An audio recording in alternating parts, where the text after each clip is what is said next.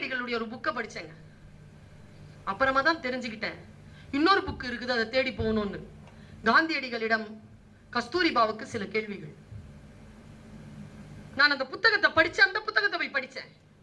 நேருவை பற்றிய புத்தகம். யார் இவர்? இவரை பற்றிய வரலாறு என்ன? இவர் அரசாட்சி செய்கின்ற பொழுது, முதல் பிரதம மந்திரியாக இருக்கின்ற பொழுது என்னென்ன மாற்றங்கள் நாட்டில் நடந்தன? அந்த குடும்பத்தில் ஏன் அத்தனை கொலைகள் நடத்தப்பட்டு இருக்கின்றன? என்ன விஷயம் அது? போங்க. காந்தி யார் அவர்? அறிவர் அம்பேத்கர் யார் அவர்? எங்க மேக்னாட் சாகான்னு ஒருத்தர் இருக்கிறாருங்க,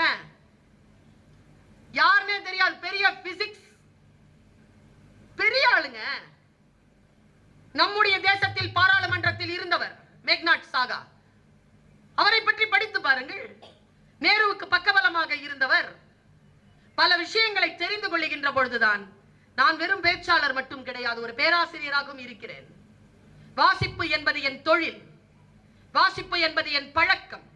இப்போ என்னுடைய பேக் திறந்து பார்த்தாலும் ஒரு படிக்கிறதுக்கு வாய்ப்பு இருக்கோ இல்லையோ, வாய்ப்பு இருந்துச்சுன்னா 2 புக் வச்சிருப்பேன் உள்ள. எப்பவுமே எப்பொழுது வேண்டுமானாலும் அதை திருப்பி வாசிக்கலாம். வாசிக்கின்ற பொழுதுதான் பல விஷயங்கள் புரிந்து போகிறது.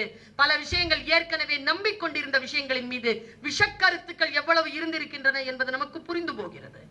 நான் இன்னதுதான் வாசிக்க வேண்டும் என்று சொல்ல மாட்டேன், எல்லாவற்றையும் வாசியுங்கள் என்று சொல்லுவேன்.